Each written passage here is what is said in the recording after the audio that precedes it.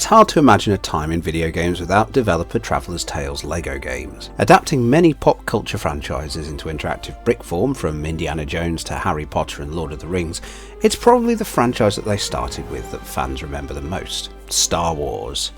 Releasing in 2005, LEGO Star Wars the video game was TT's first foray into that blocky world, adapting the recently completed prequel trilogy into video game format, and nearly 20 years later, after a number of delays, the developer is set to release a magnum celebration of all things a galaxy far, far away with LEGO Star Wars The Skywalker Saga.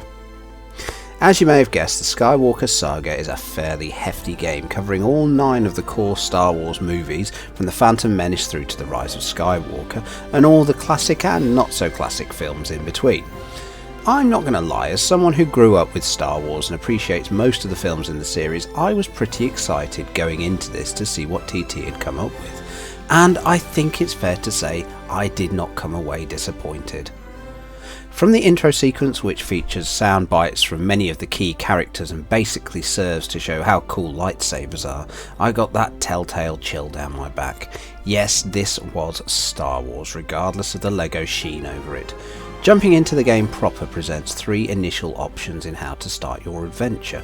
You can take on either the prequel, classic or sequel trilogies, starting with each of their first films respectively. Being that the LEGO games are fairly kid-friendly, I let my 2 spend some time with the game, and they chose to tackle the prequel trilogy, with the first chapter being The Phantom Menace. Meanwhile, I jumped into the sequel trilogy on The Force Awakens. Immediately, it was interesting to see how different the gameplay presented by both of these starting points was. The Phantom Menace has a much larger focus on melee combat, with the first 2 characters the player takes control of being the young Obi-Wan Kenobi and his master Qui-Gon Jinn, 2 Jedi armed with lightsabers.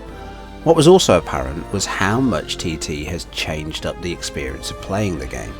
Where the older LEGO titles took a much wider view of the action with fixed camera angles and a more top-down feel, the Skywalker Saga feels more like a modern third-person action game, with an over-the-shoulder view and free look. It's definitely an evolution of the gameplay, which is still undeniably familiar under the surface, but with some quality of life improvements on top. First off, the melee combat feels nice and tight, with a loose combo system allowing players to chain different attacks together.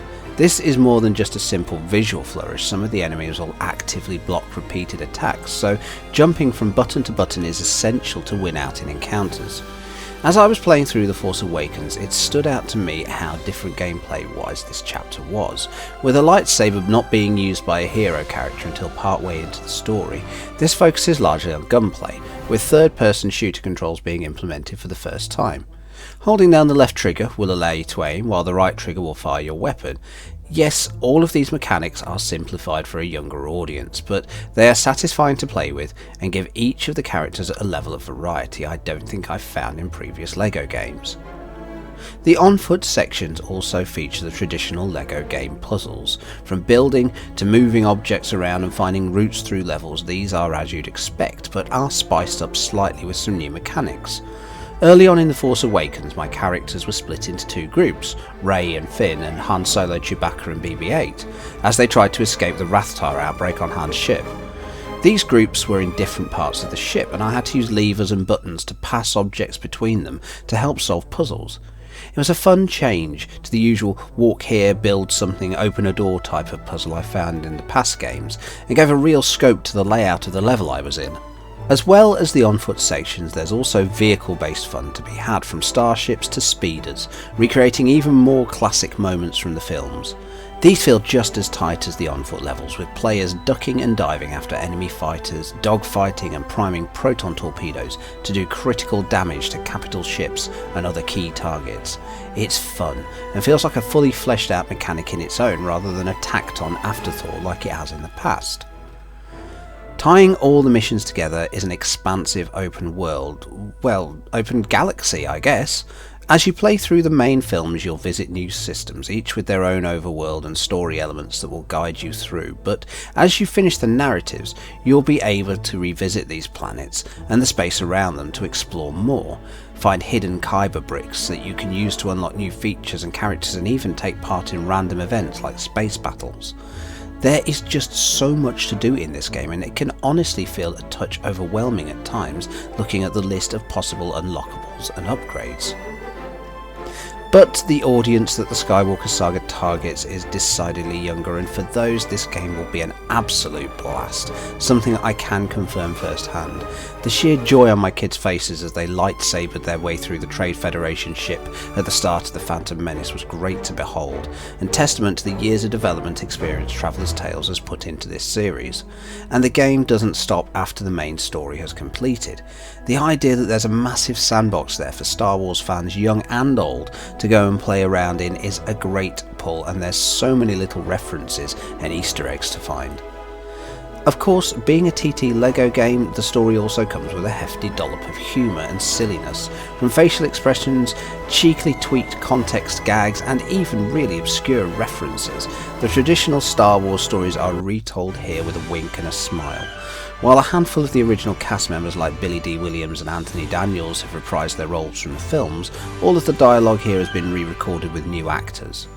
Some of the voices you'll recognise from the various Star Wars TV shows, like Sam Witwer as both Maul and Palpatine, but most of the cast are doing their best approximation of the likes of Liam Neeson, Daisy Ridley and Mark Hamill.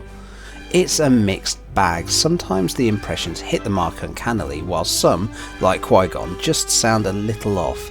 But it's not that off-putting, and it adds to the whole pantomime of it. Performance-wise, there's not much to talk about. The visuals look gorgeous on my time with the Xbox version, with the modern console being able to push some terrific locations with a sense of scale. As for modes, they're purely based on frame rate, with the game targeting either 30 FPS or 60 FPS. Ben will, as always, be putting some footage of the game through the ringer, and we'll have a performance video for you soon. LEGO Star Wars The Skywalker Saga is an epic in every sense of the word, full of content from the 9 main Star Wars films, as well as assorted spin-offs and TV series. Plenty of things to find and unlock, and a galaxy's worth of familiar locations to explore. This is the ultimate LEGO game.